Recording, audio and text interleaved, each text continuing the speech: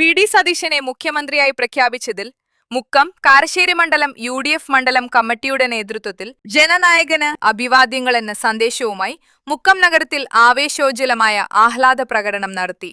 മുക്കം സംസ്ഥാന പാതയിലെ ബൈപ്പാസിൽ നിന്ന് ആരംഭിച്ച പ്രകടനം PC ജംഗ്ഷൻ, അഭിലാഷ് ജംഗ്ഷൻ, ആലിൻ ചുവട്, പുതിയ ബസ് സ്റ്റാൻഡ് എന്നിവിടങ്ങളിലെ നഗരവീഥികളിലൂടെ ചുറ്റിക്കറങ്ങി മുക്കം ബസ് സ്റ്റാൻഡ് പരിസരത്ത് സമാപിച്ചു.